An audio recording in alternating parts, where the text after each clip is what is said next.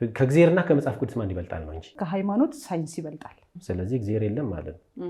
ህገ ልቦና ምንድነው? የአምላክ ውሸት ነው። የራሱ የኢየሱስ ወንጌል ደግሞ ሊኖረው ይገባናል። በነበረበት እንደተወለድን ክርስቲያን ሆነን አንወለድም፣ ሙስሊም ሆነን አንወለድም። ሃይማኖት አልነበረም በእርግጥ አፍሪካ ውስጥ። ጣዖት የሚለውን ኮንሰፕት ወደ ታቦት አመጣና ሰጣቸው። የጸሎትና የፈውስ ፕሮግራም ሊመራ የሚገባ አንድ ነቢይ ፓራሲታሞል ገዝቼለት ስለማቅ ማለት ነው። በሶሻል ሳይንስ እኮ ሃይማኖት ራሱ የፓርት ኦፍ ፊሎሶፊ ፍልስፍና ነው። እኔ ክርስቲያን ቤተሰብ ውስጥ ባልወለድ ያው ክርስቲያን የመሆን እድሌ ዜሮ ነው።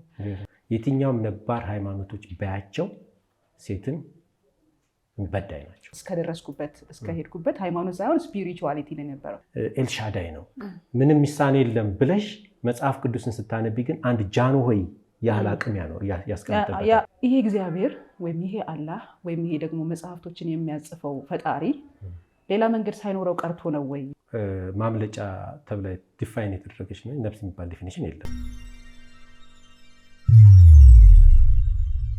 ሰላም ጤና ይስጥልን ውድ የኒቤሮ መልቲሚዲያ ቤተሰቦች እንደምን ከረማችሁ? ይህ በኒቤሮ መልቲሚዲያ የተዘጋጀ የሚቀርብላችሁ ሌላ ገጽ ፕሮግራማችን ነው። ዛሬም እንግዲህ በአዲስ መልክ በአዲስ እይታ አዲስ ፊት ይዘን ተገኝተናል። ራሱን ያስተዋውቅልናል። እንኳን ደህና መጣ። እንኳን ደህና ቆያችሁን። የዳዊት አባተ እባላለሁ። የኤስዋዩ ሪሊጅን ወይም ሃይማኖት መስራች። እሺ ሳዮን አክቹሊ ቲክታክ ላይ ነው ቪዲዮዎችን ያየሁትኝና አይ ይሄን ሰው ማለፍ በጣም ነውር ነው ከኃጢአት አይተናነስም ብዬ ኢንቫይት አደረግኩ። አክብረኸኝ ስለመጣ ጥሬን ስለተቀበልክ እግዚአብሔር ያክብርልኝ። በጣም አመሰግናለሁ። እኔም አመሰግናለሁ። ግን ከመጀመሪያችን በፊት ያው ሙሉ ቪዲዮዎችን በሚባል ደረጃ ማለት ነው 99% ሁሉንም አይቻለሁ። ኢቨን ውስጥ ኮመንቶች የሚጻፉትን ብዙም ስላልሆነ ቪዲዮዎቹ ኮመንቶችን ሁሉ ለማየት ችያለሁና እንደውም እዛ ውስጥ የተነሱትን ሀሳቦች አሻሚ ናቸው፣ ቆንጆ ናቸው ያልኳቸውንም ይዣለሁኝ። ግን ሳዮ ምንድን ነው? መጀመሪያ ሳዮ ራሱ ምንድን ነው ሀሳቡ? ሳዮ የአብሪቬሽን ነው። ሳይንቲፊክ ይርን ኦፍ ኦምኒሳይንስ ነው። ወይም በአማርኛ ሳይኦ ሳይንስ ከፍታውን ይይዛል ነው። ሳይንስ ከፍታውን ይይዛል የሚል ከሃይማኖት ይልቅ እንደማለት ነው። ከሃይማኖት የላቀ ሳይንስ ከሚለው ሳይ ተወስዶ ማለት ከአማርኛው ጋር እንዲቀራረብ ተደርጎ ነው። ምንድነው የትኞቹንም ስፒሪቹዋል ሃይማኖት የሚባለው ያው ተመሳሳይ ስፒሪቹዋል ያላቸው ተመሳሳይ ስፒሪቹዋሊዝም ማለት መንፈሳዊነት ግላዊ ነው። ተመሳሳይ የመንፈሳዊነት እይታና አውድ ያላቸው ሰዎች ሃይማኖትን ይፈጥራሉ። ማናቸውን ነገሮች የኔ የግል የሆነ ነገር ሳይንሳዊ በሆነ ፋክት ላይ ተመስርቶ ነው መቆመው እውነት የሚል ሰው የሚሰበሰብበት ሃይማኖታዊ ስርዓት መፍጠር ነው ዓላማውና ትርጉሙ። ሳይንስ ላይ መሰረት ያደረገ የሃይማኖት ስርዓት ማካሄድ ነው። ስለዚህ ሳይንሳዊ የሆነ ሃይማኖት ነው ማለት ነው። ሳይንሳዊ የሆነ ሃይማኖት። ስለዚህ ከሌሎቹ ሃይማኖቶች መመደብ እንችላለን። ለምሳሌ እንደ ክርስትና፣ እስልምና፣ አይሁድ፣ ጋዲዝም፣ ፍቅሪዝም አያይዘን ሳይሆንም እንደ ሃይማኖት መደመር እንችላለን ማለት ነው። ምንድን የተለየ ነገር ያለው? ትንሽ ለየት የሚለው እዚህኛው ላይ ዲቲስ ወይንም አምላክ የሚባል የለው። በአግኖስቲክ የሚባል ወይንም ይሄ በአንሰርቴን በእርግጠኛ ባልሆነ ለምሳሌ ሳይንስ ስለ አምላክ ተመራምሮ አያውቅም። አምላክ አለምም አይልም የለምም አይልም። ለምን? አልተደረሰበትም ነው። ቲዮሪዎች አሉ። እነዛ ቲዮሪዎች ግን የአምላክ መነሻነትንና እንደ የፊዚክስ ቲዮሪዎች የአምላክ መነሻነትን የሚገልጡ ወይም ስለ አምላክ የተመረመሩ ምርምሮች አይደሉም። አምላክ በእርግጠኝነት እስኪረጋገጥ ድረስ አምላክ አለም አይልም የለምም አይልም። ኤቲዝምም አይደለም ማለት ነው። ኤቲዝም አይደለም። ኤቲዝም ያው እግዚአብሔር የሚባል ነገር የለም ነው። አሉ ሃርድ የሚባሉት እግዚአብሔር የለም ነው። ኤቲዝም አግኖስቲክ የሚባሉት ደግሞ ሁለቱም በአንሰርቴኒቲ አምላክ እንትን ነን ብሊቨር ነን አማኞች አይደለንም ጭራሽ አያምኑም ነው። ሳዮ ላይ ሲመጣ ግን ሳይንቲፊክ ፌዝ አለ። እርግጠኛ የምትሆኝባቸው ለምሳሌ ሐኪም ቤት ትሄጃለሽ። ታክመሽ ለመዳን እርግጠኛ ሆነሽ ነው የምትሄጂው። ኩላሊትሽ ትራንስፕላንት ይደረግ ሲባል አዎ ብለሽ ተቀበለሽ ነው የምትሄጂው። ያ ስላመንሽ ነው። ይሄ ሳይንቲፊክ ፌዝ በእውቀት ላይ የተመሰረተ ወይንም በመረጃ ላይ የተመሰረተ እምነት ነው። እንደውም እኔ ላይክ እምነት ላይ በነበርኩበት ሰዓት ሃይማኖት በነበረኝ ወቅት የምከራከርለት የኔ ምለው ይሄ የኔ ነው ምናምን ብዬ የምከራከርለት የምጨቃጨቅለት ምናምን ሃይማኖት በነበረኝ ሰዓት የመጀመሪያ ጥያቄ የነበረው ወደ መድረክ ኑ፣ ካንሰር ያለባችሁ HIV ያለባችሁ ኑ፣ የሆነች ትንሽዬ ወይ ዘይት ይሆናል ወይ ውሃ ይሆናል ወይ ጨርቅ ይሆናል ትፈወሳላችሁ የሚሉ ሰዎች፣ ነቢያት፣ ፓስተሮች ብዙዎቹ ሐኪም ቤት ይሄዳሉ። እንዴት ላለው ለምን እዛ ጋር አምነው እነኛን ሰዎች ትፈወሳላችሁ፣ መድኃኒታችሁን ጣሉ፣ በቃ አያስፈልጋችሁም ይሉ የነበሩ ሰዎች ለምንድን ነው ሐኪም ቤት የሚሄዱት? ለእነሱ ጊዜ አይሰራም እንዴ? ለምን ተደብቀውም ሆነ በግልጽ ይሄዳሉ፣ ሕክምና ይወስዳሉ። እኔ እንደውም የማረሰው አንድ ጊዜ ነቢያት ቸርችን ተቀላቅዬ ነበረ። ያው ብዙዎች ያውቃሉ እና መነሻ ሙሉ ወንጌል ቢሆንም ላይክ ነቢያት ቸርች ላይ ጆይን አድርጌ ነበር እና ፕሮፌታችን በሰዓቱ የነበረው ማለት ነው ቡና አልጠጣም እና የሐሙስ ፕሮግራም ነበረ። እኔ ደግሞ የቸርች ያው እንግዲህ ወጣቶችን አስተባባሪ ምናምን የቅርብ ሰው ነበርኩ። እስቱ ነኝ ምናምን አለኝ። ፓራሲታሞል ገዝተሽልኝ ራሴን አሞኛል። ኦኬ ብዬ ልገዛ እየሄድኩ እንዴ ለምንድን ነው ፓራሲታሞል የሚወጣው? ራሱ እግዚአብሔርን አያምነውም ማለት ነው። ምልህ የፈውስ ስነስርዓት ተብሎ ሊገባ ሆኖ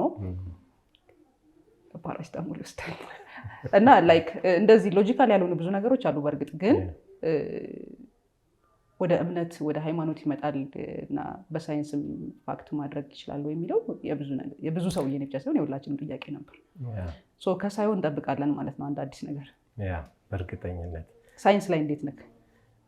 ሳይንስ ላይ በጣም ጥሩ ነኝ። ብዙ የመረዳት አቅም አለኝ ብዬ አስባለሁ እና ሞሮፍ ለሪሰርች የቀረብኩ ነኝ። ሪሰርቾችን በመስራት እና አዳዲስ ሀሳቦች ይመጣሉ።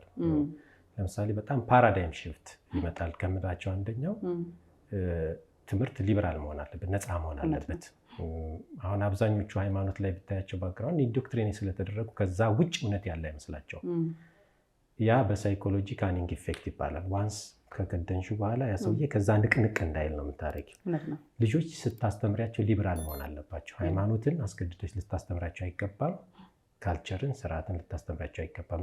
መምረጥ ነው ያለባቸው፣ ሴሌክቲቭ መሆን አለባቸው የሚል ሊበራል ሳይንስ አለን። ሌላው ስፒሪቹዋል። ስለዚህ የጃፓንንም አይዲያ ትቀበላላችሁ? ጃፓኖች አሁን ልጆችን ሲኦል እና ገነት አለ ብሎ ኢንዶክትሪን ማድረግ በህግ ያስቀጣል። በትክክል ያ መሆን አለበት። ስለዚህ ኢትዮጵያውያኖችን ነፃ ታወጣላችሁ። የቀጣዩ ጄኔሬሽን ተስፋ አለው። ሃይማኖቱን መርጦ እንጂ ተገዶ አይገባም። መሆንም የለበትም። ባይዘዌ አንደኛው ወንጀል የሚባለው ልጆች ላይ የሚሰሩ ስህተቶች ናቸው። እኛ ሀገር ላይ ዛሬ ላይ ያለንበት ከሽክርክሮች መውጣት ያልቻልነው ከድህነት ስርዓት ሁሉ ነገሮችን ልጆች ልጅ አስተዳደግ ላይ የምንሰራው ወንጀል ነው፣ ስህተት ነው። ግን እኮ አትፈርድም። እኛም ያው ተደርጎብን ነው። ሰርክሉ ተመሳሳይ ነው። አሁን ለምሳሌ እኔ ልጄ ላይ የማደርገው እኔ ላይ የተደረገውን ነው፣ ትክክል ነው ብዬ ስለተቀበልኩ። እናቴ ደግሞ እኔ ላይ ያደረገችው ከእናቴ የተቀበለችው ነው። አብዛኛው ነገር የሚቀየር አዲስ ነገር የሚለምድ ማህበረሰብ ውስጥ ስላልሆነ ያለ ነው። ባህሉንም እሴቱንም ባይዘዌ ጎጂውንም ነገር ራሱ እንደ ጠቃሚ ነገር ተቀብሎ እየተጎዳበትን ይሄ የአያቴ ቅድመ አያቶቻችን በቃ ሃይማኖታችን ነው ባህላችን ነው መተው የለብንም ተብሎ የሚጎዳህን ነገር ሁሉ ይዘግበት የምትሄድበት ሁኔታ ውስጥ ያለ ነው። ለልጆቻችን ብቻ ሳይሆን ለእኛ ራሱ ፍትህ ያስፈልገናል። እውነት ነው። እውነትን ዲፋይን መደረግ የለበትም። ባጭሩ እውነትን ፈልገው ማግኘት አለባቸው። ለምሳሌ በጣም እኛ ሀገር እኮ እንትኑ ምንድነው ጉራማይሌ ነው አይደለ? ራቁቱን የሚሄድ ማህበረሰብ አለ። በጣም ፕሪሚቲቭ ምንለው በጣም ኋላ ቀር አይነት ምናልባትም ከሺህ ዓመታቶች በፊት የነበረ የላይፍ ስታይል ያለው ሰው አለ። እነዛ ሰዎች እውነት እንዲህ ነው ብለው ስላስተማሯቸው ነው የሚኖሩት። እጅግ ሲቪላይዝድ የሆኑ አሉ ደግሞ ዛሬ ላይ ሰው ልጅ መስራት የለበትም ወደሚል ደረጃ ላይ ደረሱ። በቃ ሮቦቶች ምናምን እንደዚህ አይነት ዘመን ላይ በጣም የተራራቀ የሆነበት ትልቁ ምክንያት በማህበረሰብ ውስጥ እውነት ተደርጎ የተያዙ ሴቶችን ማስተላለፍ ነው። አንቺ እንዳልሽው እነሱ የማስተማር መንገዶቻችንን መቅናትና ማስተካከል አለብን። ሌላው ስፒሪቹዋል ሳይንስ ነው። ስፒሪቹዋል በሳይንስ መታየት አለበት። የኔም ጥያቄ እሱ ነው። መታየት አለበት እና ለምንድን ነው ኢንቨስቲጌት ማናደርገው? ባይዘው ህንቶች አሉ። ለምሳሌ እንደ ኒውሮሎጂካል ሳይንስ ላይ ብትመጪ ጸሎት ወይም ሜዲቴሽን ሰው ሜዲቴት ሲያደርግ በኤክስፐሪመንት የታዩ ፖዚቲቭ ነገሮች አሉ። ሜዲቴሽኑን ሳይንሳዊ ማድረግ ይቻላል። ቋንቋ ራሱን የቻለ ሳይንስ መደረግ አለበት። እንደወረደ ተቀብለ ነው መሄድ የለብንም። ሳይንሳዊ በሆነ መንገድ መሆን አለበት። ሌሎችንም ብታያቸው ለምሳሌ ዲሲፕሊን፣ እነዚህ ኤቲክስ፣ ሞራል ምንላቸው ከሃይማኖት አለው አይደለ? ግደል አትግደል እኮ መሬት ላይ ማለቅ ያለበት ጉዳይ ነው። ሰዎች በፎረንሲክም በምንም ይሁን ገዳዩም ወንጀለኛው መታወቅ አለበት እንጂ ኃጢአት ስለሆነ ጊልቲ ኮንሽስነስ ወይም የክስ መንፈስ ኖሮበት ብቻ አይደለም መኖር ያለበት። እዚሁ ቅጣቱን መውሰድ አለበት የሚል ነው። እና እንዲህ እስቲ እነዚህ በጣም መጠናት ሳይንሳዊ በሆነ መንገድ መታየት አለባቸው። እጅግ በጣም ሰፊና ጥልቅ ነው ማለት ነው። በጣም ሰፊ ነው። ኦኬ። የሳዮ እምነት ወይም ሃይማኖት ሜምበርስ አለው? አሁን ኦልሞስት ሰዎች ኢንተረስት እያሳዩ ኤክስፓንድ እያደረጉ ነው። ወደ ቴንታቲቭ ፈርስት ስቴጅ የሚባሉት ላይ የደረሱ ወደ 14 ሜምበሮች አሉ። ኦፊሻሊ ከጀመረ 1 ዓመት ሞልቶታል። ስለዚህ ልደት ማክበር ይቻላል። አንዳንድ ሰዎች የሆነ እምነት መስርተናል ግን ላይክ አንፈቅድም እድሜ የማይቆጥሩ ገጥሞኝ ስለሚያውቁ ነው እድሜ አይቆጠርም ያሉ እና ለምን እንዴ እኔ እድሜ ካልቆጠርኩ ስለ እድሜ መቁጠር በራሱ ሳይድ ኢፌክት አለው። ላይክ ለሰውነትህ ኤጅ እንዲያደርግ ያደርገዋል እና አንቲ ኤጂንግ ነው እድሜ ያለ መቁጠር ራሱ አንቲ ኤጂንግ ነው ብለውኝ ዘንድሮ ለመቁጠር ሞክሬ የልደቴ ቀን ግን ኬክ ቆርሻል። ሌላኛው ጥያቄ ምንድነው ከቪዲዮዎችህ ነው እንደነገርኩ ሃይማኖትና ቅዱሳን መጽሐፍት ላይ ያለክን ሀሳብ እያየው ነበር። ላይክ ክርስትና ያለ መጽሐፍ ቅዱስ፣ ቁርአንም ያለ እስልምናም ያለ ቁርአን የሉም። እኔ ግን ለአንተ መጠየቅ የምፈልገው ላይክ ክርስትና እንግዲህ እግዚአብሔር እየተገለጠ ራሱንም እየገለጠ በመንፈስ ቅዱስም አማካኝነት አንዴ ክራይስት እየሆነ ምን እያለ ተገለጠልን ባሉ ሰዎች አማካኝነት ነው የተጻፈው። ቅዱስ ቁርአንም እንግዲህ የወረደ ነው ለነብዩ መሐመድ። ይሄ እግዚአብሔር ወይም ይሄ አላህ ወይም ይሄ ደግሞ መጽሐፍቶችን የሚያጽፈው ፈጣሪ ሌላ መንገድ ሳይኖረው ቀርቶ ነው ወይ እነኝን መጽሐፎች የፈለገበት ምክንያት እንዴት ነው የምታየው አንተ? ይሄ መሰረታዊ ናቸው ወይ? ላይክ ያንን መጽሐፍ የሚያጽፈው ፈጣሪ ሁሉን ማድረግ የሚችል ከሆነ ለምሳሌ ሰማይ ይሁን ሲል ሰማይ ከሆነለት፣ ምድር ይሁን ሲል ምድር ከሆነለት፣ አሳው ወፉ ይምጣ ሲል እንደው በቃሉ ብቻ ከፈጠረ መጽሐፉን ለዚህ ሁሉ ሰው እያስረዳ ከሚያጽፍ መጽሐፍ ይሁን ቢል መጽሐፍ መሆን ይችል ነበር። አንድ ሲቀጥል ደግሞ ይሄ ተገልጦ የማያልቅ ሰማይ አለን፣ እዛ ላይ ህጉን አስቀምጦ በዚህ መሰረት ቢለን አይቀልም ነበር? ይሄ በጣም እኔ ያው ፕሮቴስታንት ነበርኩና ከዛ ስወጣ በተለይ ቴዎሎጂያን አካባቢ ላይ ቆይቼ ስለነበረ ጠይቀው ከነበረው አንደኛው ጥያቄ ኢንሲስት አድርገው በተለይ ደግሞ ሁለቱም ሃይማኖቶች ሳካርድ አላቸው፣ ጽሁፍ አላቸው። ጽሁፍ መቼ ተጀመረ የሚለውን ሂስትሪ ማየት ይፈልጋል። በ367 ነው ካኖናይዝ የተደረገው ወይም እንደ ቀኖና የተቀመጠው። ያም ይሄ የኒቂያ ጉባኤ የሚባለው ማለት ነው። እሱ ላይ ሲመጣ ሴሌክቲቭሊ መጽሐፍ የተመረጠበት አመራረጥ፣ ኢቭን መጽሐፍቶቹ ታሪኮች ተጻፉ ወይ፣ ሪሊ እነዚህ ሰዎች በተባሉት ተጻፉ ወይ፣ ሞዲፋይ አልተደረገም ወይ፣ አልተሻሻለም ወይ ምናምን የሚሉ ጥያቄዎችን ማንሳት ይፈልጋል። ካልሆነ ግን እውነትም በጣም ተቃርኖ የሆኑ ሀሳቦች አሉት። ቀለል አድርጌ እግዚአብሔር ኦምኒፖተንት ነው፣ በቃ ሁሉን ቻይ ነው፣ ኤልሻዳይ ነው፣ ምንም ሚሳኔ የለም ብለሽ መጽሐፍ ቅዱስን ስታነቢ ግን አንድ ጃንሆይ ያህል አቅም ያስቀምጥበታል። እንዴት በመጽሐፍ ቆንጽለሽ ታስቀምጨዋለሽ? ሁለተኛ እንዴት ደግሞ 2-3 ሺህ ዓመታት ላይ ወስደሽ ለጥፈሽ በዛ ሀሳቤ ብቻ ታስቀምጨዋለሽ? እዛ ላይ በቃ ሙሴ እንዳሰበው ሙሴ እንደተነተነው አይነት ብለሽ ታስቀምጨዋል፣ ታሳንሸዋለሽ ነው። ትልቁ ጥሌ የነበረው ይህን የእግዚአብሔር ቃል አትበሉ። የእግዚአብሔር ቃል ከፍጥረት ካነሰ፣ አንቺ ቀደም እንዳልሽ ከፍጥረት ካነሰ የእግዚአብሔር ቃል አይሆንም፣ የሰዎች ሀሳብና አስተሳሰብ። ስለዚህ እግዚአብሔርን ያሳንሽ ማየት አልፈልግም እል ነበር። ትንሽዬ ጃንሆይ ነው የሚመስልብኝ። በቃ አንድ የሆነ አለቃ ነው፣ ሲፈልግ የሚቀየም ሲፈልግ የሚደብረው ምናምን የሚያኩርፍ አንዱም ዋናደኛ ምናምን ሲወርወር አይነት። እንደውም ደግሞ አስደስተኸኛል እስከ 7 ትውልድ ድረስ ምናምን እምርሃለሁ ምናምን። እንደዛ የሆነ የንጉስ ሀሳብ የንጉሳዊ ያክል ዩኒቨርስን ፈጠረ እያልኩ እያሰብኩ እኔን ለምን አልጾምክም ብሎ የሚቀጣኝ ወይም ለምን ፍላጎትን ፈጸምክ ብሎ የሚቆጣጠር አይነት አለቃ ከሆነ እኔ ከጃን አይበልጥም።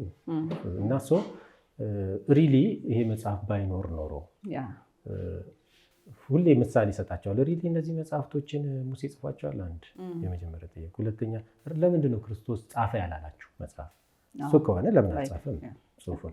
እንደውም የተማረ ነበር፣ መጽሐፍ ማንበብ የሚችል ነበር፣ እጅግ ስፔሻል ነበረ እና የኢየሱስ ወንጌል ብሎ ልክ እንደ ማቴዎስ ወንጌል፣ እንደ ሉቃስ ወንጌል፣ ማርቆስ እና ዮሐንስ የራሱ የኢየሱስ ወንጌል ደግሞ ሊኖረው ይገባ ነበር በነበረበት ጊዜ። ላይክ የእሱ ብቻ ቢጻፍ የሌሎቹ አያስፈልግም። ምንድነው የሚሆነው? ኮመንተሪ ነው የሚሆነው፣ ተጨማሪ መጽሐፍት ነው ሊሆን የሚችል የነበረው እና ለምን አልጻፈም? ሀሳቡ ስላላለቀ ነው፣ ተርሚኔት ስላልሆነ ነው እና ብዙ ጥያቄዎች የሚያስነሱ ነገሮች ነበሩት እና እውነትም እንደው እንደ ምሳሌ ልንገርሽ እና እንደዚህ ካላችሁ መጽሐፍ ቅዱስ ውስጥ እንዲህ ስንከራከር እንደዚህ ካላችሁ መጽሐፍ ቅዱስ ውስጥ አትዋሽ የሚለውን ራሱ አምላክ አፍርሶታል። የትላንትና ቪዲዮ የመጣ እግዚአብሔር አትዋሽ አትስረቅ የሚል ለሙሴ ሕግ ከሰጠው ገና ምንም የሙሴ የሚባለው እንግዲህ በፍጥረት ዓለም ሳናስበው በፊት እግዚአብሔር አዳምና ሔዋንን የመጀመሪያው ዋሻቸው እሱ ራሱ ነው አልኩኝ። ያው እንግዲህ እንደምታውቀው አግሬሲቭሊ ሰዎች ተቆጡ። አጋዥ አግኝቻለሁ። ምንድነው ውሸትን አጽድቋል የሚል ነው እንትኑ እና ወደ ከነዓን ምናምን ሄዳሉ ኢያሱና ምናምን ትደብቃቸዋለች አይነት በተለይ የኢያሪኮን ታሪክ ብታሽ ኢያሱ ላይ ነው የምታገኘውና ከዛ አለች በዚህ ጋር የሆነ ፀጉረ ልቦች ምናምን ሲሉ አላየሁም አለች። ዋሸች። ጽድቅ ሆኖ ተቆጠረላት ነው ያን በማድረጓ ዋሽታለች ማለት ሲጀምር ሴትዮዋን ፐርሰናሊቲዋን ስታይ ራሱ እግዚአብሔር ጋር ማተጠጋ ነበረች። ሁለተኛ መደበቅ አቅቶት ነው ወይ? አምላክን የሚያክል ትልቅ ነገር አጋዥ ይፈልጋል ወይ? ኦልሬዲ ፖለቲካ ነው። እንዲህ ስትይ የችኛዋ መከራከሪያ በጣም ስላናደደ እግዚአብሔር ቃል አይደለም አትበል፣ እግዚአብሔርን ታረክሰዋለህ። በዚህ በጣም ነው ተቃውሞ ነው የተነሳው እና በዛ አካባቢ ምን ልልሽ ነው። ከዛ ወደ ምን መጣን? እሺ መጽሐፍ ቅዱስን ባነሳልህ ከእግዚአብሔርና ከመጽሐፍ ቅዱስ ማን ይበልጣል ነው እንጂ ከእግዚአብሔርና ከመጽሐፍ ቅዱስ ማን ይበልጣል?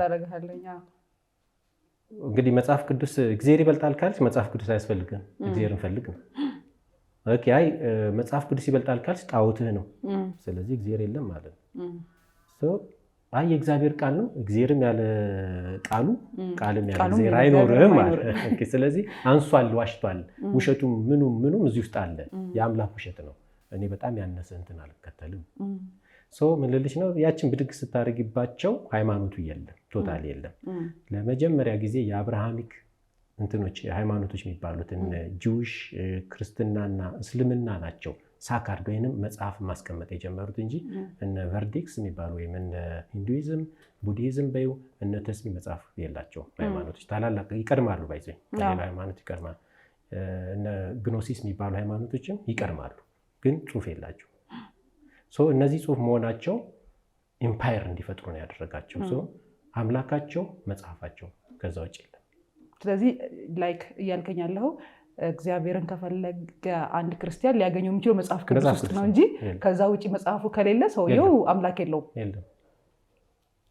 ከባድ ነው። እዛው ሀሳብ ላይ ደግሞ ህገ ልቦና ምንድን ነው የሚል ኮመንት አይቻልም።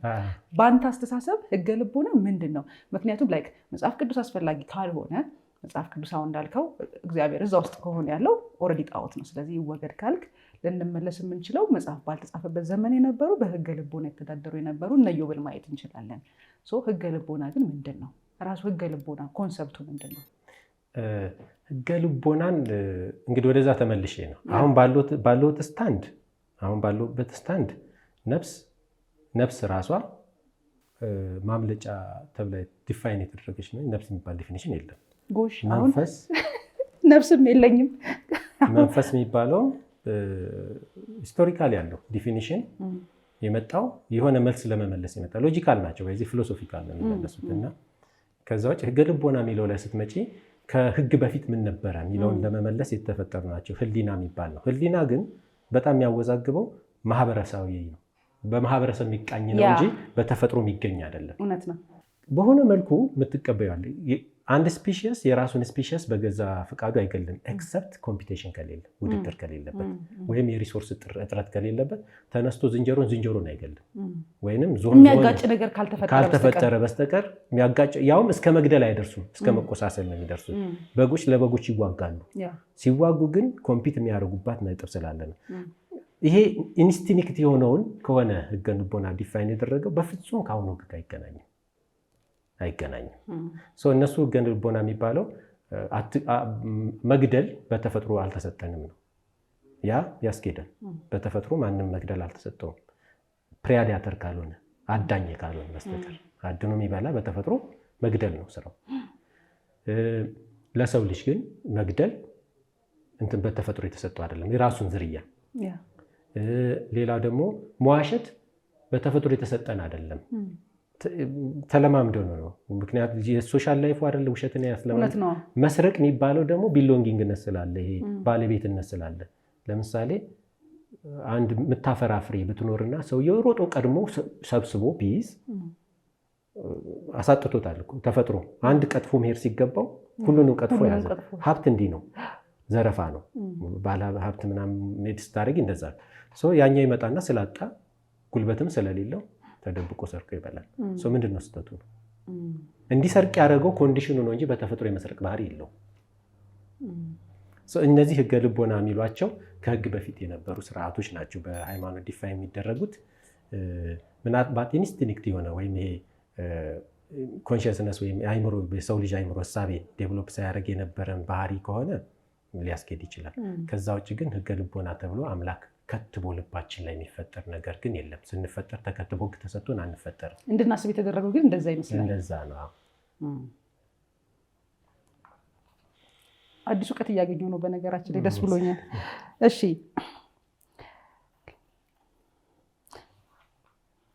ስለዚህ እንደ ሳዮ አስተሳሰብ ከሃይማኖት ሳይንስ ይበልጣል። በደንብ ሳይንስ ማለት በእርግጥ አሁን የማይዋሻው የአንተ ሃይማኖት ስለሆነ ሳይሆን እኔ አምናለሁ። ለምን እኔ እንደማመን ልንገርህ። አንደኛ ቅድም ነግሬካለሁ። የፈውስ ስነስርዓት፣ የፈውስ ፕሮግራም፣ የጸሎትና የፈውስ ፕሮግራም ሊመራ የሚገባ አንድ ነቢይ ፓራሲታሞል ገዝቼለት ስለማቅ ማለት ነው።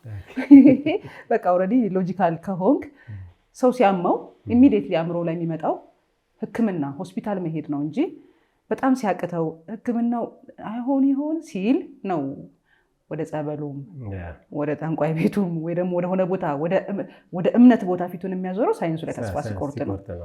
አክቹዋሊ ከሃይማኖት ሳይንስ እንደሚበልጥ ኤቭሪዋን አንኮንሽስሊ ያውቃል። ኮንሽስ ሲሆን ነው የሚረብሸው። ለምን ፈጣሪ ምን ይለኛል ከሚል አንሳብ እኔም አንደርስታንድ አደርጋለሁ ሳይንስ ይበልጣል። ግን ሳይንስ ሲበልጥ ምን አዲስ ነገር ጌን አድርጓል? ምን አዲስ ነገር ጌን አድርጓል ስል ለምሳሌ ሳይንስ ከመፈጠሩ በፊት ሳይንስ የሚባለው ይሄ የተቀናጀው ላቦራቶሪው ምኑ ከመምጣቱ በፊት እና እኔ ሳይንስ ነኝ ብሎ ከመቆሙ በፊት ካልቸር ላይ የካልቸራል ሜዲሲኖች ነበሩ። እነሱ እንዲመናይዝድ አላደረገም ወይ? መጀመሪያውኑ ሳይንስም እኮ አንዱን ዲስትሮይ አድርጎ የመጣ ልክ ሃይማኖት ሲመጣ አሁን በእርግጥ ምንድነው ብትለኝ ሁሉም ብዙዎቹ ከአውሮፓና ከአረብ ሀገራት የሚመጡት ወደ አፍሪካ የሚገቡት ነገር ሃይማኖቱንም የአፍሪካዊነትህ ላይ ያለውን ስፒሪቹዋሊቲ ሃይማኖት አልነበረም። በእርግጥ አፍሪካ ውስጥ እስከደረስኩበት እስከሄድኩበት ሃይማኖት ሳይሆን ስፒሪቹዋሊቲ ነው የነበረው። እሱ እንዲመናይዝድ አድርጎ ነው የጀመረው። ሳይንስም ሲመጣ ዳማከሲያችንን እቺ ግራዋውን ምኑን ቀናጥፈን እንግዲህ የምንፈወስ የነበረውን ነገር እሱም ይሄ ኋላ ቀር ነው አይደል ወይ የመጣው። ስለዚህ እንዴት ነው ይሄ የሚታረቀው? እኔ አሁን ሆስፒታል ከመሄድ በፊት ኸርባል የሆኑ ነገሮችን ፕሪፌር አደርጋለሁ። ሳይንስ ከዚህኛው ጋር ደግሞ ተጋጭቶ አይደለ ወይ የመጣው? አንዱ የአንዱን ቦታ የማስለቀቅ ስራ እየሰራ አይደለ ወይ? እኔ እበልጣለሁ የሚለው ቅድም እንዳልከው የሆነ ሀብት ስታስብ የመውሰድ ስለሆነ እዚህ ምድር ላይ ትልቁ ሀብት ደግሞ የሰው ልጅ ስለሆነ ሳይንስ ራሱ የሚፈጥራቸው በሽታዎች አሉ፣ የሚፈጥራቸው ደግሞ መድኃኒቶች አሉ። ለምሳሌ የቅርብ ጊዜ ኮቪድ እንዴት እንደመጣ እናውቃለን። ያው ፋይናሊ በፊልምን በምንም እኮ ቀድመው ነግረውናል እኛ ስላልተረዳን እንጂ። ከዛ ደግሞ እንዴት አድርገው ደግሞ እና የሰው ልጅ ላይ ነው ሁሉም የሚቀራመተው። ሰውን መተው አይቻልም ወይ? ሰውን ብቻውን መተው አይቻልም ወይ? ታሞን በተፈጥሮ ከሆነ ይሙት፣ ሳያምንም ይሙት፣ ብቻውን ለምን አንተውም? ምን ይመስላል? በጣም አሪፍ። መጀመሪያ ከሳይንሱ ልነሳና ሳይንስ ብዙ ሰዎች ሳይንስ ብለው የሚያዩት የሞደርን ሳይንስ የሚባለው ከ400 ዓመት ወደዚህ ያለውን በተለይ ሜቶዶሎጂ ራሱን አስቀምጦ ሞደርን የምንለዋለን። ፕሪሞደርን ሳይንስ ግን አለ። ፕሪሞደርን ሳይንስ ማለት ማን ሜድ ነው፣ ሰው ሰራሽ ነገሮች ናቸው። በምን ጋር ተደባልቆ ነበረ? ከፊሎሶፊው ጋም ከማህበረሰብ ጋም ከሃይማኖት ጋም ተደባልቆ ነበር የሚሰራው ሳይንስ። አልኬሚ ነበር። እነዚህ የጠፈር ምርምሮች እኮ እኛ ሀገርን የሚያነሷቸው የከዋክብት ጥናቶች ምናምን እኮ ከሃይማኖት ጋር ተደባልቆ ሳይንስ ነበር፣ ተደባልቀው ነው። የሰው ልጅ በተፈጥሮ መዝራት አይችልም ሲፈጠር። መዝራትን ሲያስብና መዝራት ዘርቶ እንትን ሲል እቺ መዶሻዋን እቺ እንጨቷን ሲሰራ ሳይንስ ማን ሜድ ነው፣ ሰው ሰራሽ ነው። ቁጭ ማለቱ በተለይ ከ12000 ዓመታት በፊት ላይ ቁጭ ብሎ በቃ ሴትል አድርጎ እዚህ ጋር እጠብቃለሁ ብሎ እንትን ማምረት መጀመሩ ሳይንስ ነው። ሌት አለው እሱ ብቻ አይደለም። ስለዚህ ያልከኛለሁ በቀላል አማርኛ የዳማከሴሽ የምትይውና ይሄ ግራዋ የምትይው ነገር ሞደርን ሆኖ ነው የመጣው እንጂ ሳይንስ ነው። እሱም ራሱ ሰው ሰራሽ ነው። ሲታመም ቅጠል ቀጥፎ እንደሚበላ አውቋል።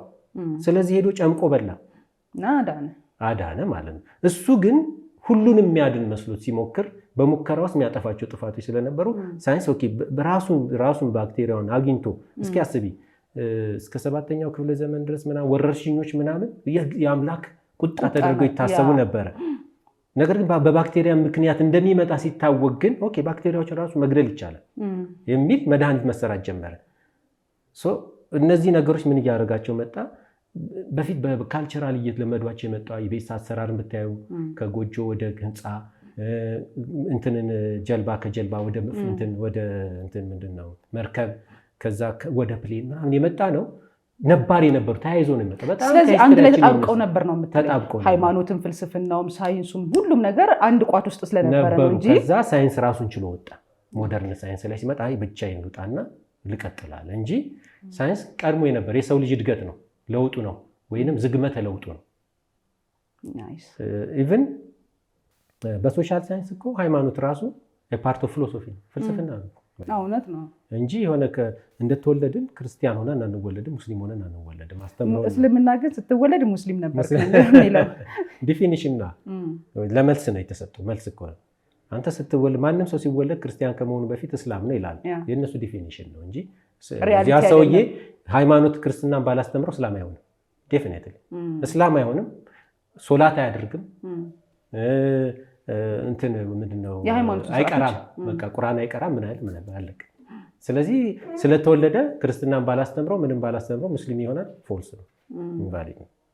ስለዚህ እነሱ የራሳቸው ዲፊኒሽን ነው። ከዛ አንፃር ራሱ እንትን እኮ ያስተሳሰብ ውጤት ነው ሃይማኖት እንጂ የሰው ልጅ ያስተሳሰብ ውጤት ነው እንጂ ባይ ኔቸር የመጣ አይደለም። ለዚህ ነው ሃይማኖቶች ጋር ስትመጪ ፊሎሶፊ ነው። ከፊሎሶፊ ውስጥ ምን አለ? አይዲዮሎጂ። በአይዲዮሎጂ ሳይንስ ተፈጠረ። ሳይንስ ሞደርን ሆነና በጣም ራሱን ነጥሎ መምጣት ሲጀምር ነው ዓለም በጣም በፍጥነት ማደግ የጀመረችው፣ መለወጥ የጀመረችው። ስለዚህ ከሃይማኖት ሳይንስ ይሻለናል እንዴ? ምን ኖረው ሳይንስ እኮ ነው። 99% ሳይንስ እኮ ነው። ህይወታችን ሳይንስ ነው፣ ሌላ አይደለም። የኛ ማንነት ተፈጥሯዊ 1% እኛነታችን ነው። እኛ ውስጥ ያለው ቋንቋ አልኩሽ፣ ቋንቋ ራሱ ሳይንስ ነው። ለምን መሰለሽ? ይወለዳል፣ ያድጋል፣ ይሞታል። ቋንቋ ይሞታል። ግዕዝ እየቀነሰ መጥቷል አይደለ? ጋፋትኛ ሞቷል። ሌሎች ቋንቋዎች ሞቷል። አዲስ ቋንቋ ይፈጠራል፣ አዲስ ቋንቋ ይመጣል። እንግሊዝኛ ሰሙዌር ላይ ከላቲን ድራይቭ አድርጎ አሁን ዓለምን ኮንትሮል ያደረገ የሳይንስ ቋንቋ ሆኗል። እንግሊዝኛ ሊሞት ይችላል፣ ሌላ ምርጥ ቋንቋ አዲስ ቋንቋ። ስለዚህ ቋንቋ ሳይንስ ነው ራሱ። እቺን ብን ብለን እንጥራ ብለን ነው ሃይላንድ እቺን ወንበር እቺን ጠረጴዛ እያልን አይደል? ምን ያልኩ ቋንቋ ያድጋል። አዳዲስ አራዳ ቋንቋዎች እንፈጥራለን ምናምን።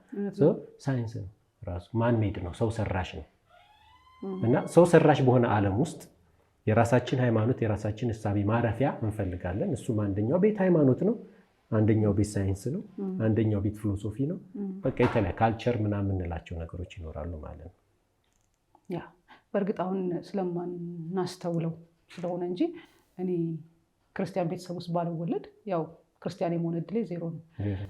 ግን ሃይማኖት ባልነበረ ዘመን የተወለዱ ሰዎች ደግሞ እስልምናንም ሆነ ክርስትናን የሚቀላቀሉበት ምንም የላቸው፣ ቤዝመንትም የለውም። እንድናስተውል በጣም ቴንኪው። ሌላው ሳየው ሃይማኖት ነው እንግዲህ ከሌሎቹ ከአብርሃሚክ ሪሊጅኖች ጋር ቻሌንጅ ይጠብቀዋል። እነኚህ ትልልቅ የምንላቸው የአብርሃም ሪሊጅን ወይም ደግሞ እንግዲህ ሩቅ ምስራቅ ላይ ያሉትን ዲቴል ባላቅም ሴትን ያገለሉ ናቸው። ሴትን እንደዚህ ጦር ሰንቀው ሴት አያስጠጉም። ሴትን ያገለለ ነው እና ሳየው ለሴቶች ምን አዲስ ነገር አለው? ሳየው ለሴቶች ፌሚኒዝምን በጣም ሰፖርት አድርጎ የመጣ ነው። ፌሚኒዝም ግን ኢኳሊዝም በሚል አምብሬላ ውስጥ ነው ይዞ የሚመጣው። በኢኳሊዝም ውስጥ ምንድነው የሴትን ኢምፓወር አድርጎ እኩልነት ማድረስ ላይ ያመጣል። ከዛ ግን ምንድነው ማትሪሊኒያል የሚባል አለ የሴቶች የበላይነት መፍጠር አይደለም፣ እሱ መፍጠር አይደለም፣ እኩል ማድረግ ነው። በሱ ውስጥ ፌሚኒዝም በጣም ይደግፋል።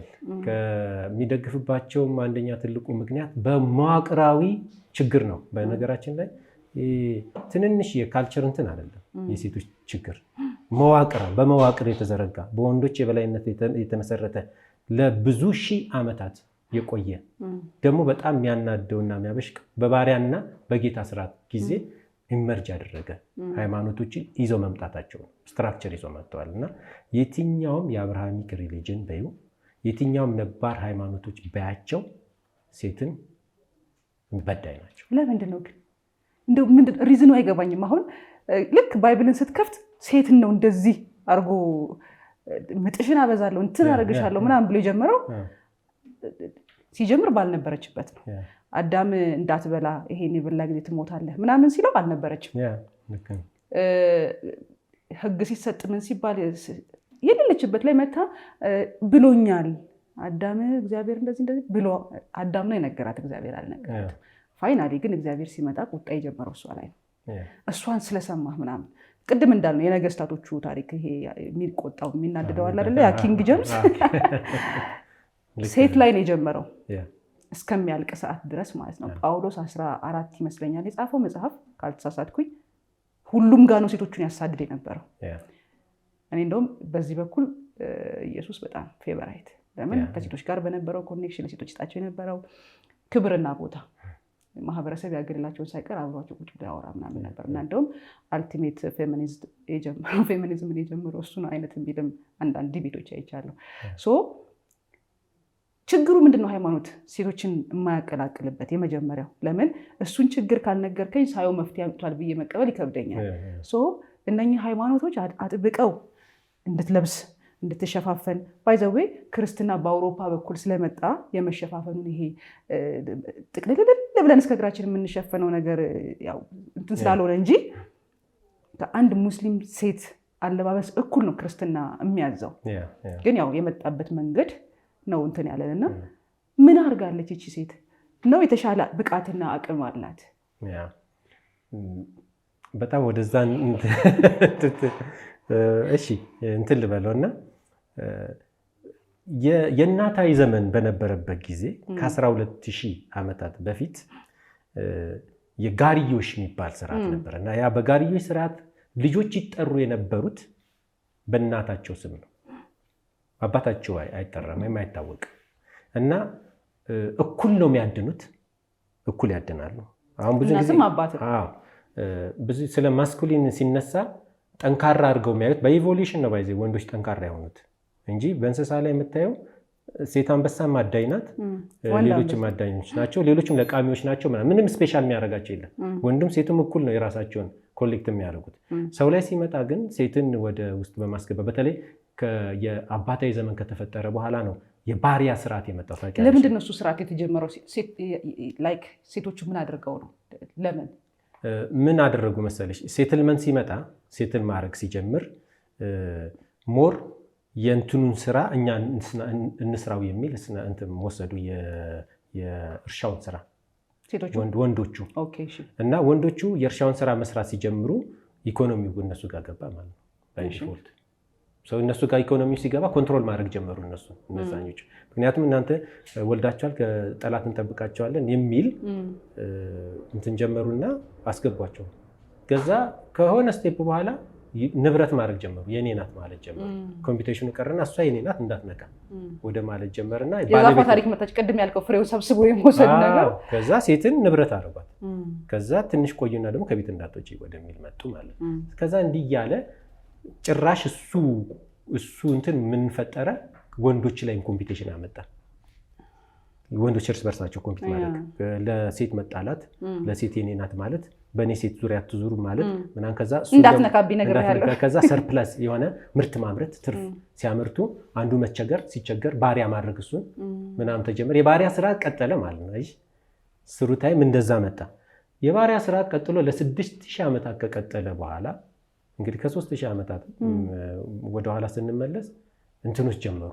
ባሪያ ስራ ሲጀመር ወንዶችም ሴቶችም ባሪያ አድርገው ማሰራት ጀመሩ። እነሱን ሲያሰሯቸው ከተማ መከተም ጀመሩ፣ ከተሞች መጀመር ጀመሩ። ከዛ የኢጅፕት ስልጣኔ የመጣው ከዛ በኋላ። የኢጅፕት ስልጣኔ ላይ ምን ተጀመረ? አምላክ ማምለክ ጀመሩ፣ መፍጠር ጀመሩ። ሙሴ ከዛ ተምሮ የመጣ ነው። እንግዲህ አስቢ፣ ታሪክ ነው የሚያውቀው፣ ሂስትሪ ነው ቢውልድ ያደረገው። ባይዘ ከዛ በፊት ምንም የሚታወቅ ታሪክ የለም። ስለ አብርሃም የሚታወቅ ታሪክ የለም።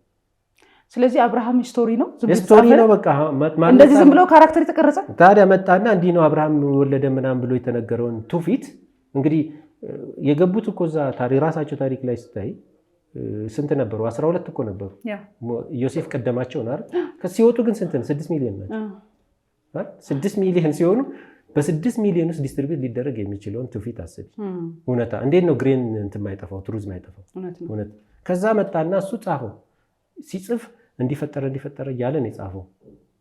ሙሴ ግን እንደው ኤግዚስት እንዳደረገ እናስበውና ሙሴ ግን ወሶ ስማርት ንጉስ የፈርዖንን ችግር ስላየ አሁን ንጉስ ራሱ ማድረግ አልፈለገም፣ ኢንቢትዊን ማድረግ ፈለገና አምላክ ፈጠረ ማለት ነው። ኦኬ የማይታይ አምላክ ነው።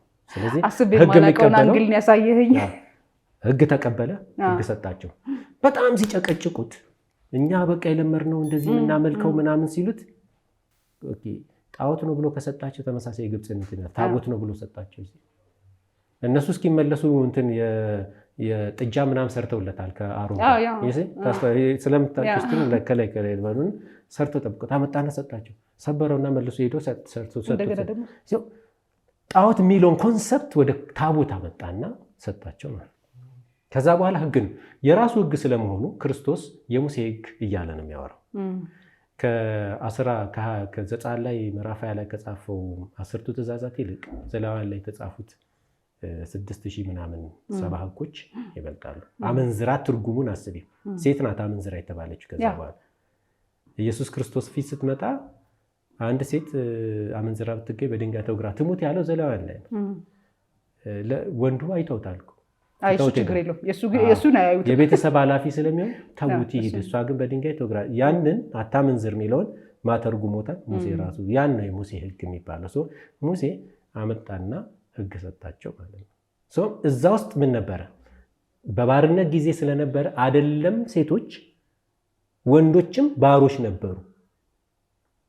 ባሮች በነበሩበት ጊዜ ሂስትሪ ቢውልድ ሲያደርግ ምንድን ነው የሚያደርገው? ሴትን ኦልሬዲ የሚያውቃት እንደምንድን ነው? እንደ ጥፋተኛ ነው። ስለዚህ ለዚህ ሁሉ ሴቶች እኮ እንደዚህ እግዚአብሔር እኮ ነው የበደላቸው ብሎ ማሰብ እንዴት ያቅተዋል? ካየው ነባራዊ ሁኔታ ግን ሲስተሙን ያመጣው።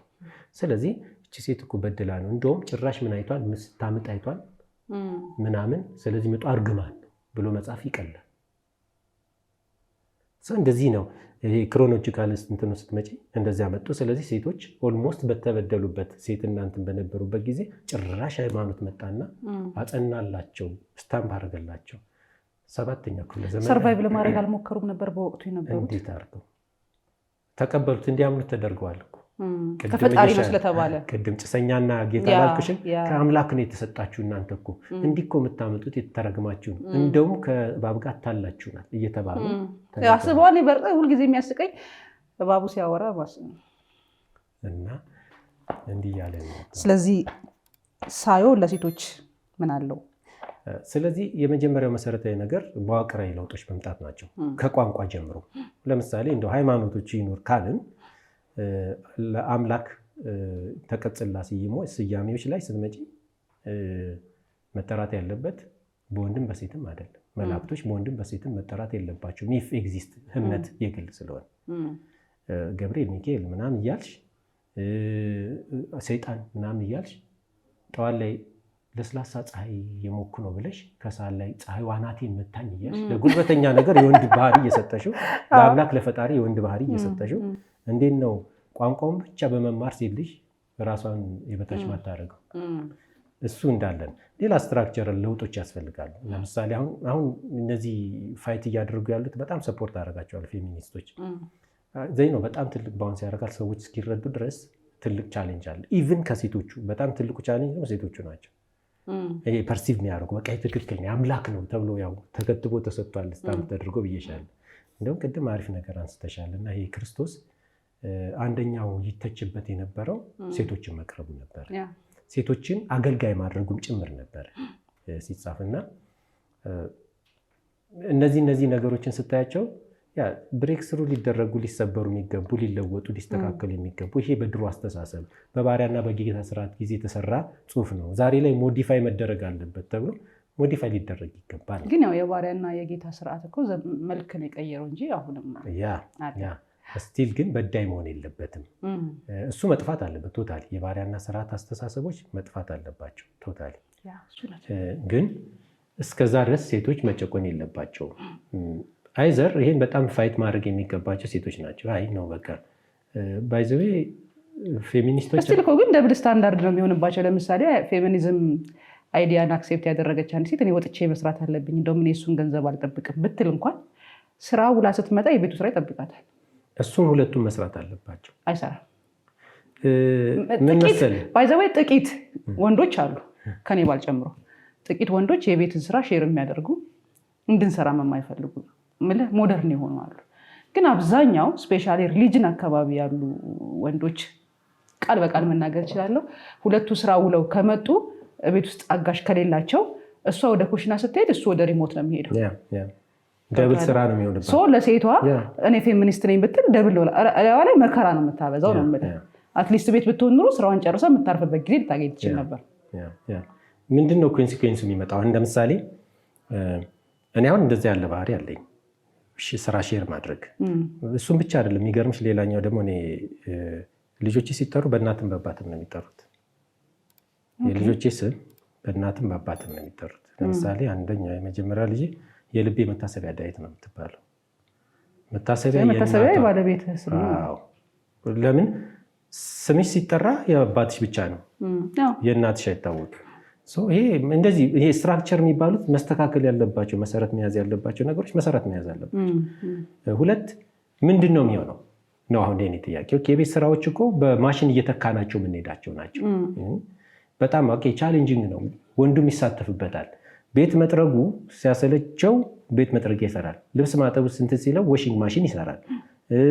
ምግብ ማብሰል እንትን ሲለው ምግብ ማብሰያ ማሽኖች ይሰራል። ሪፕለስ እያደረጓቸው ይሄዳሉ። በፍጹም ግን ደብል ይሆናል ተብሎ ፌሚኒስትነቷን መተው የለባትም። ሁለተኛ ወንዶቹን ፎርስፉሊ እንዲሰሩ ማድረግ ነው ያለበት። በቦክስ ይላታል። ከዛ እና ስራ ጊዜ የምትለው ጥሏን ነው ይላል። በህግ የተደገፈ ነው ህጋችን ምን ያክል። አሁን ለምሳሌ ፌሚኒስቶችን ቻሌንጅ የማደርግበት አንዱ መስመር ይሄ ነው። ምንድነው? አንደኛ ፌሚኒዝም በራሱ ለሴቶች መብት ብቻ የቆመ ነው ብዬ የማስብ አይነት ሰው አይደለሁም። እኔ ብዙ ሰዎች እንደውም አንቺ ፌሚኒስት ነሽ እንደ ምናምን ነው፣ ለሴቶች መብት እከራከራለሁ። ሴት ልጅ መብት ሊጠበቅላት ይገባል፣ ልትማር ይገባታል፣ ወታ ስራ ልትሰራ ይገባል፣ ገንዘብ መስራት መቻል አለባት፣ በራሷ ኮንፊደንስ ሊኖራት ይገባል፣ ሰልፍ ስቲማ ጥሩ መሆን አለበት። ምልህ አሁን ሚስት ልትወድህ የምትችለው ራሷን በወደደችበት ልክ ነው። ምልህ ራሱን የማይወድ ሰው ሌላ ሰው መውደድ አይችልም። ሴት ልጅ ብቁ መሆን አለባት። ባይ ኤኒ ሰርከምስታንስ ባይ ኤኒ ኮንዲሽን እንትን ማለት አለባት። ራሷን መውደድ፣ ራሷን ማክበር፣ ለራሷ ጥሩ እይታ ሊኖራት ይገባል። ፌሚኒስት መሆን አይጠበቅባትም ሴትነቷን ለማክበር፣ ትልቅነቷን ለማክበር፣ ለማስከበር። ፌሚኒዝም ተጠልፏል ብዬ ስለማስብ ነው። ለሴቶች ይሰራል እውነት ነው፣ ግን ተጠልፏል ብዬ አስባለሁ። የተጠለፈበትን የቱ ጋር ተጠለፈ?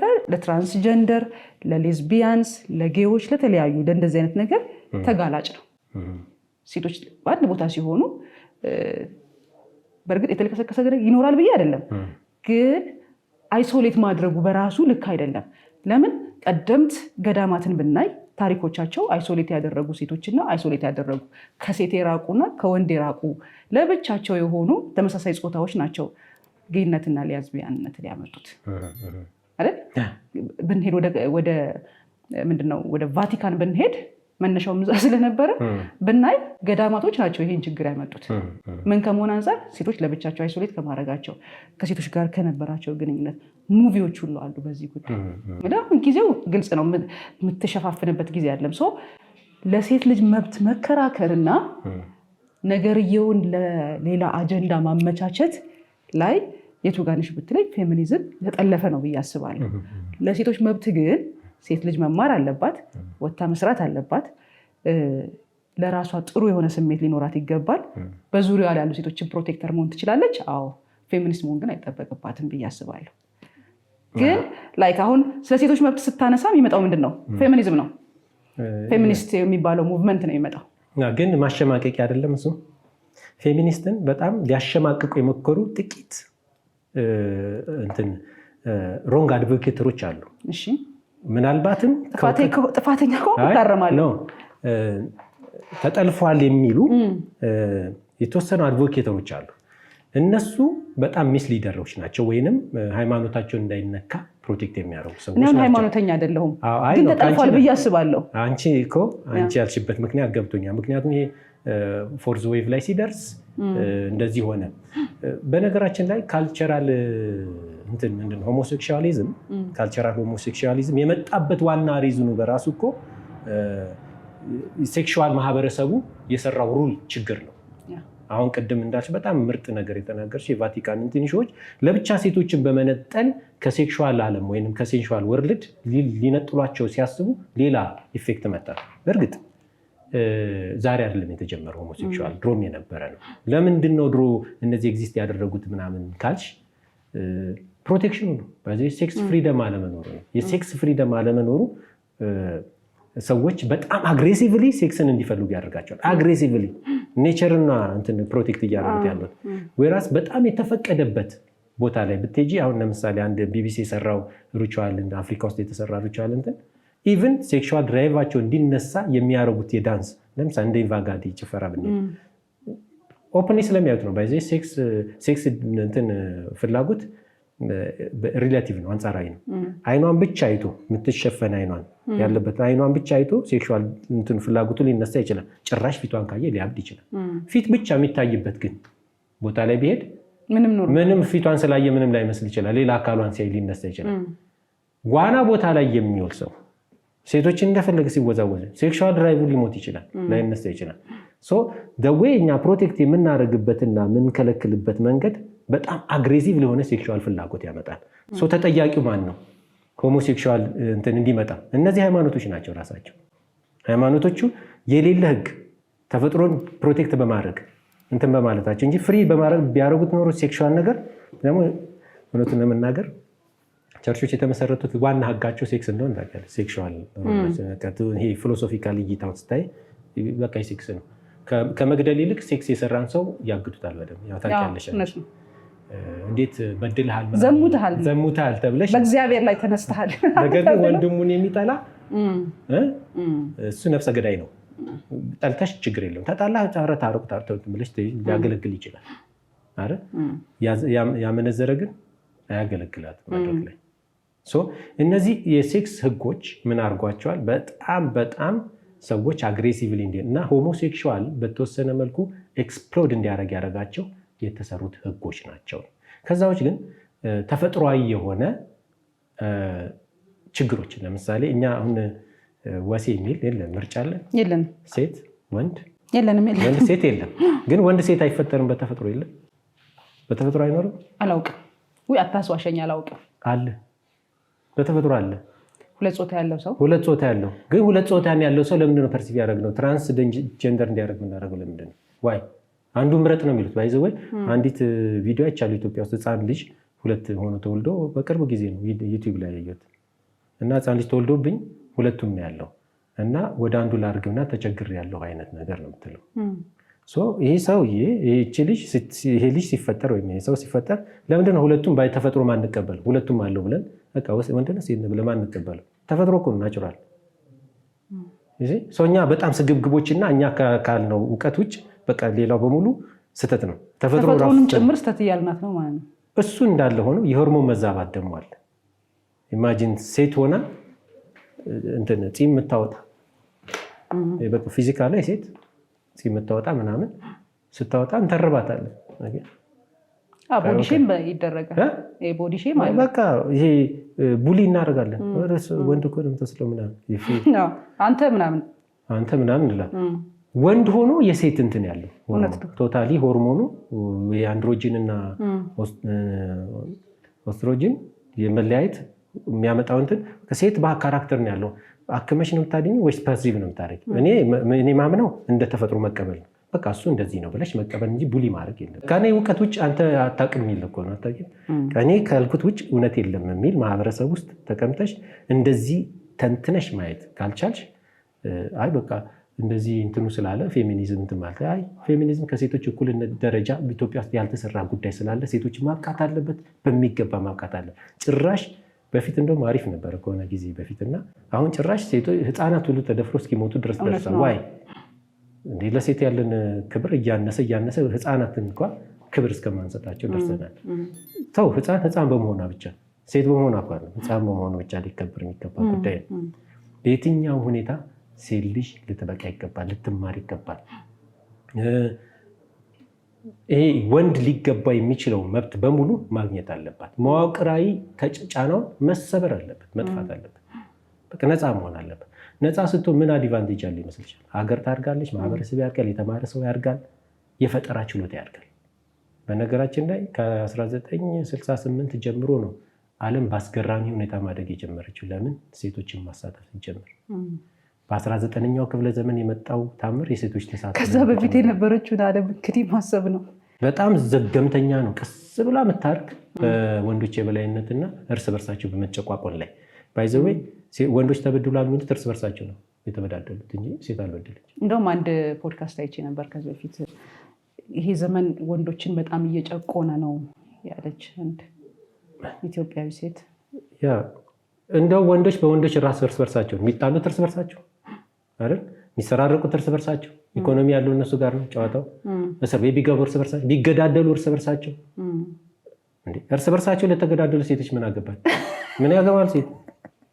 እንደውም እነሱ እኮ በመበዳደላቸው ተጎጂ ሆነዋል። ልጆቻቸው ተጎድተዋል፣ እንትኖቹ ተጎድተዋል። ስለዚህ ልጆቻቸውም እንዳይጎዱ እነሱም እንዳይጎዱ እኩል መሆን አለባቸው፣ መምጣት አለባቸው። ለምሳሌ ስልጣን ላይ በነገራችን ላይ ይህን ከዚህ በፊት ፌስቡክ ላይ ከዛሬ 10 ዓመት ነው ፖስት አድርጌያለሁ። ስልጣን ላይ 54 በመቶ በዓለም ላይ በቁጥር ትልቁን የያዙት ሴቶች ናት። ኢፍ ዲሞክራሲን ሀፕን እንዲያደርግ ከፈለግን 54 በመቶ ስልጣን በዓለም ላይ ቢያዝ ጦርነት ኦልሞስት ይቀንሳል፣ ይጠፋል። ኦልሞስት ዓለም ሰላም ትሆን ነበር። በጣም የፈጠራ እንትን ያድጋል። ኮምፒቴሽኑ የሚሆነው የቴክኖሎጂ ይሆን ነበር። አትሊስት ጦርነቱ እንኳን ሊሆን የሚችለው የንግግር ነበር፣ የቋንቋ ነበር ሊሆን የሚችለው። ይቀንሳል፣ ይጠፋል ሳይሆን ይቀንሳል። መቀነሱ እየቆየ ሲሄድ ወደ መጥፋት መድረስ ይችላል። እሱንም ታሳቢ ማድረግ። ስለዚህ ፌሚኒዝም ላይ ያለኝን አመለካከት ማስተካከል ይኖርብኛል ማለት ነው። ሳልጠይቅ ከሚያልፍ ማለት ነው። ቅድም ፌሚኒዝም ላይ ያነሳ ነው አይዲያ ነገሮች ያው በወንዶች ኢምፓወርመንት ስር ነው ያሉት እንደሚታወቀው እና ምናልባት ቢሳካ ሁሉም ሴቶች አንወልድም ቢሉ ለቀጣይ 15 ዓመት ምን ሀፕን ያደርጋል? አንወልድም ቢሉ የሰው ልጅ አስገራሚ መሰረት አለው፣ ኢቮልቭ ያደርጋል። ጀርመን ውስጥ ብዙ ወላድ በመጥፋቱ ኢንኩቤሽን ሴንተር ነው የተከፈተው። በአመት 250 ልጆችን ሊያፈራ የሚችል ፋብሪካ የልጆች ፋብሪካ ሰው የሚያመርት እና ኦልሞስት ኮስቱ በጣም ውድ ነው፣ ወደ $1 ሚሊዮን ምናምን ነው። በጣም አሁን ሀብታሞች ነው እየሰሩ ስሩ። ታይም ግን እንደኔ ኮንሰፕት ኢቨን ሴቶች፣ ምክንያቱም የሰው ልጅ ማለት ተፈጥሮን የማይቀበል ፍጥር ነው። በቃ ጫካ ላይ ዛፍ ላይ መኖር ሲገባው ቤት የሰራ፣ የዞረ መልቀም ሲገባው አካባቢ ላይ ተክሎ ይሰራ፣ በእግሩ መሄድ ሲገባው ፈረስ የተጠቀመ፣ ፈረስ የሰለቸው መኪና፣ በአየር ላይ በጣም በፍጥነት ተጉዞ ፕሌን የሰራ፣ ተጉዞ ጨረቃ ማየት የፈለገ እስከሆነ ድረስ እነ ኮንትራሴፕቲቭ ሜቶድን ምናምን ያመጣ ገብቶሻል። በቃ የሴቶችን ችግር ሶልቭ ማድረግ ከፈለገ እርግዝና፣ ህመም፣ ፔን፣ ሸክም ካለው ወደ ሌላ ሜትር ቀይሮት እንትን ይላል። አሁን እንደተጀመረው ማለት ኦልሬዲ የተጀመረ ነገር ነው ያወራሽ። ይሄ ወደ ዓለም ኤክስፓንድ ያደርግና ሴቶች የግድ መውለድ አለባቸው የሚል ወይንም መውለጃ ማሽን መሆን የለባቸው። እንደዚህ መሄድ አይጠበቅብሽም። እሱን ሶልቭ መደረግ አለበት። አንደኛ ባላንስ ያደርጋል፣ ችግሩን ይቀርፋል። እሷን ኢነርጂ ሙሉ ለሙሉ ትጠቀሚያለሽ፣ ወንዱም ኢነርጂ ሙሉ ለሙሉ ይጠቀማል። ያማር ይቻልም ይሆናል። ሀሳብ፣ ሳይንስ፣ ምርምር፣ ፍለጋ ይሄን ያመጣዋል። ስለዚህ ገና ያላሰብናቸው ብዙ ሀሳቦች አሉ። እነሱ ሀሳቦች ሲመጡ ዓለም ሌላ ታሪክ ውስጥ ነው የምትገባው። በጣም የምታምር ዓለም ትሆናለች ጦርነቱን ካቆምን።